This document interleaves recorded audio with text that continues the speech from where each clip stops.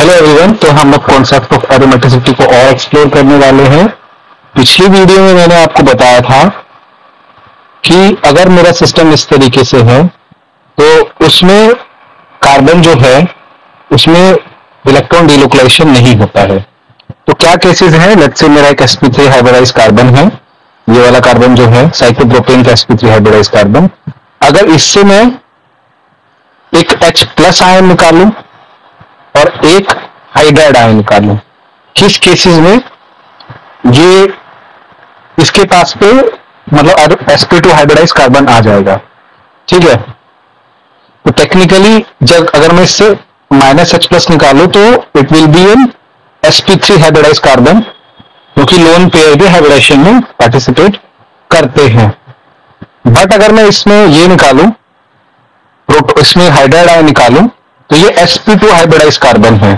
तो ये कार्बन अब एक्ट करेगा एक तरीके से एक sp2 हाइब्रिडाइज्ड कार्बन की तरीके से, और इस रिंग में डिलोकलाइजेशन होगा। तो इससे क्या पता चलता है कि कार्बन आयंस जो हैं in general they are sp3 hybridised. ठीक है, इसलिए वो कंजुगेशन में पार्टिसिपेट करेंगे, कर भी सकते हैं, ऐसा नहीं कि नहीं, लेकिन ये हमें चाहिए कि p ऑर्बिटल में डिलोकलाइजेशन पॉसिबल हो। तो अगर हम इस दोनों सिस्टम के बारे में थोड़ा आगे बढ़ने की कोशिश करें, ठीक है, तो कौन सा वाला हमारा एरोमेटिक रहेगा, कौन सा वाला पोस्टल नॉन एरोमेटिक रहेगा। तो अगर मैं इसकी बात करूं तो 4n plus 2 is equal to 4 इस वाले में, क्योंकि हमारे पास में दो यहां से लोन पेयर के इलेक्ट्रॉन और एक पाई इलेक्ट्रॉन, तो कितना हो गया टोटल 4 इलेक्ट्रॉन्स हो गए। तो n कितना हो गया 2/4 यानी 1/2। तो ये वाला ऑल्दो इसमें डिलोकलाइजेशन पॉसिबल है, लेकिन वो sp3 हाइब्रिडाइज्ड कार्बन की वजह से इसलिए ये एरोमेटिक नहीं होगा। बट अगर मैं इसकी बात करूं, इसमें जो डिलोकलाइजेशन होगा वो कैसे होगा, ऐसे पॉजिटिव चार्ज है, ये पॉजिटिव चार्ज यहां पे डिलोकलाइज होके नेक्स्ट वाले में यहां पे बॉन्ड आ जाएगा और यहां पे पॉजिटिव चार्ज रहेगा, यानी हर एक कार्बन पे इस तरीके से डिलोकलाइज कर सकता है। इसलिए इसमें क्या होगा 4n प्लस 2 कितना होगा, क्योंकि दोनों इलेक्ट्रॉन डिलोकलाइज हुए तो n कितना आ गया 0, क्योंकि n इसमें 0 आ गया, इसकी वजह से ये क्या रहेगा एरोमेटिक रहेगा। एक और एग्जांपल ले लेते हैं। अब उल्टा केस है, अब मैंने इसमें अगेन, ठीक है ना, लॉस मतलब हमारा क्या लॉस हुआ है, इसमें प्रोटॉन लॉस हुआ है, इसमें हाइड्राइड आयन लॉस हुआ है। अगर मैं इसमें हाइड्राइड आयन लॉस कराऊंगा और उसका रेजोनेंस बनाऊंगा तो रेजोनेंस बहुत इजीली इसमें डिलोकलाइज होगा, इसमें भी डिलोकलाइज होगा, अगर मैं उसकी बात बोलूं। ठीक है, तो but in general carbon ion will not behave as sp2, behave as sp3 carbon.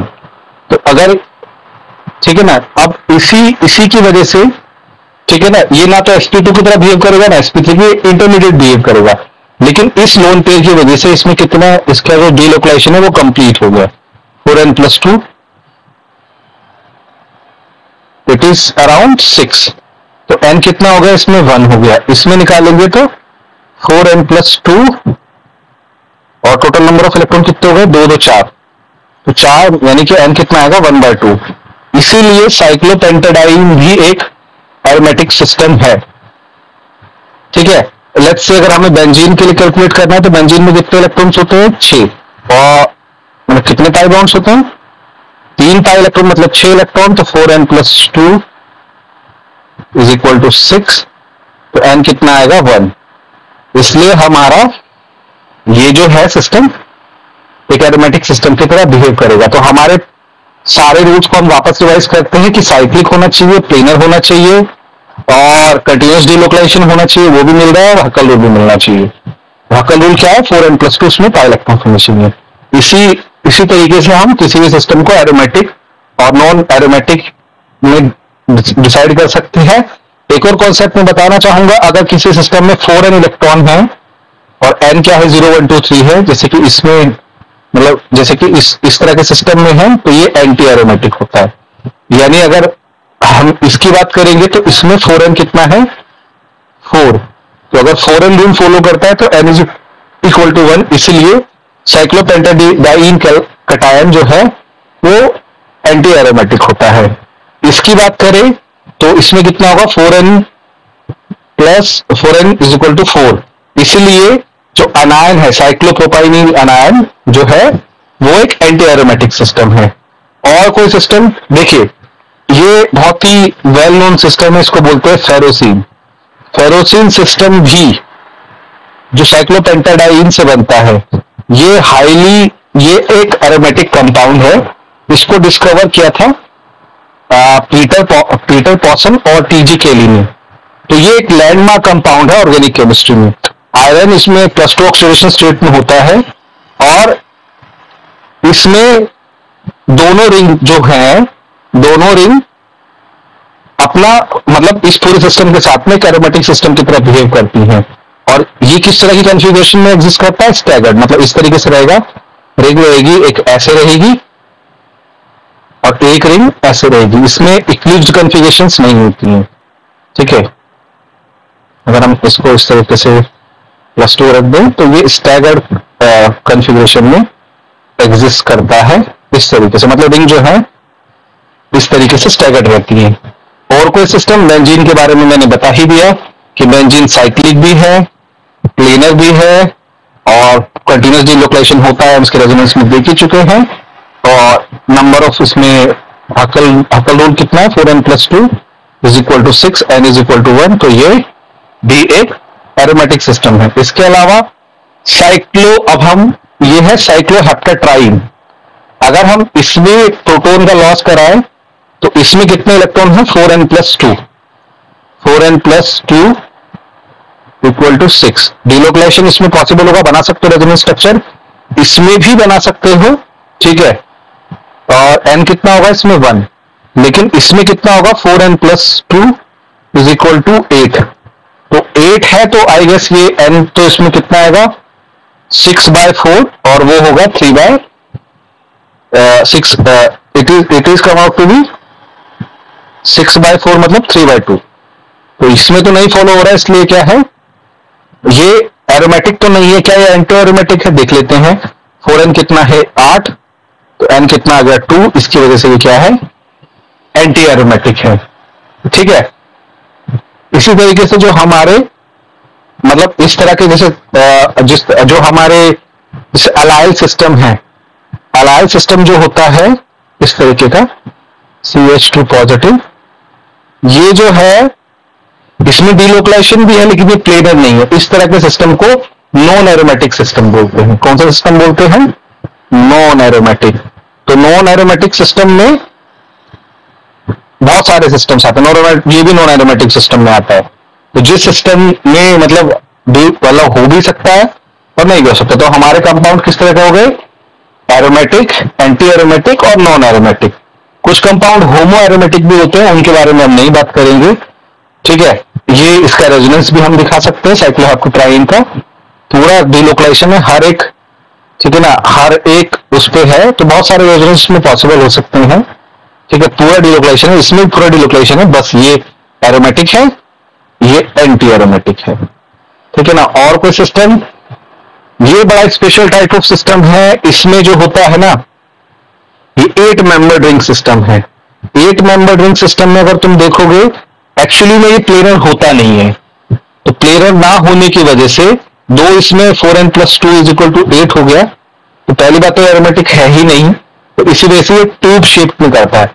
लेकिन इसका जो सॉल्ट होता है 2 पोटेशियम के साथ में 2- चार्ज इस पे वो करता है, तो इसको 10 इसके लिए निकालना है, तो 4n + 2 इज इक्वल टू 10 हो गया। तो 10 इलेक्ट्रॉन्स होने की वजह से ये जो सिस्टम है प्लेनर की तरह बिहेव करता है, और n इसका 2 आएगा, तो ये एरोमेटिक सिस्टम होता है। इस तरीके से अगर हम 10 मेंबर्स रिंग देखें, इनको बोलते हैं एनोलिन्स। ठीक है, दो ये होना चाहिए था एरोमेटिक, बट एरोमेटिक नहीं होता है, क्योंकि ये दो हाइड्रोजन जो होते हैं ये नॉन प्लेनर होते हैं, ये सिस्टम को इस तरीके से मोड़ देते हैं। लेकिन अगर इसके भाई की बात की जाए, क्या करें हम, इसके टर्मिनल जो सिस्टम्स हैं इसको हटाकर सिर्फ CH2 लगा दें, तो और बाकी सब ऐसे रहने दें।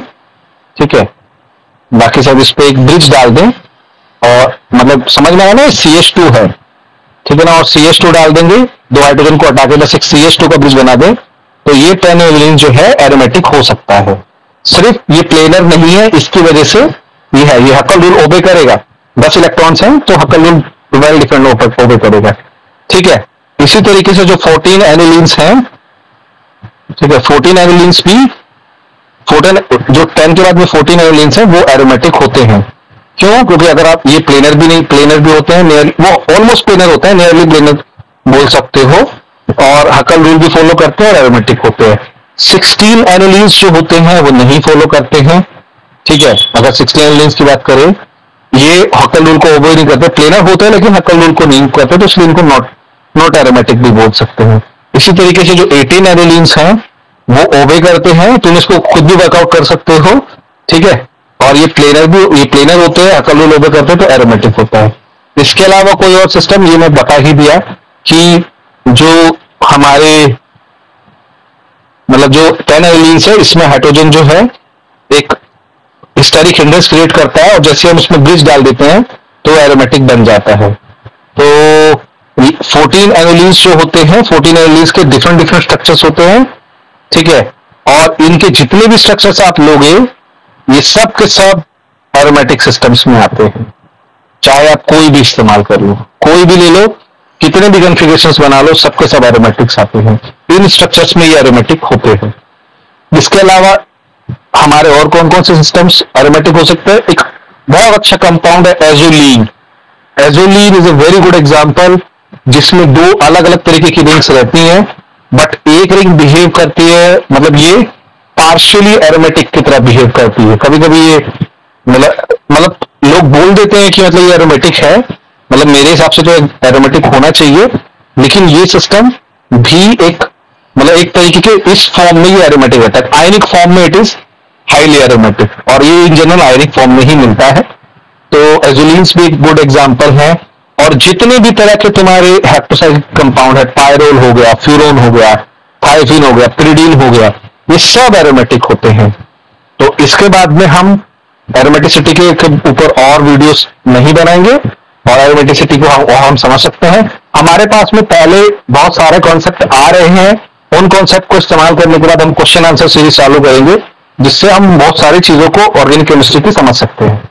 इसी तरीके से मैं कोशिश करूंगा कि मैं फिजिकल केमिस्ट्री की वीडियो बनाऊं, और जितना हो सके उतनी जल्दी इसमें समझ सकूं और दूसरों को भी समझा सकूं। तो देखते रहिए हमारा चैनल, और लाइक करिए, सब्सक्राइब करिए, और खूब मन लगा के पढ़ते रहिए।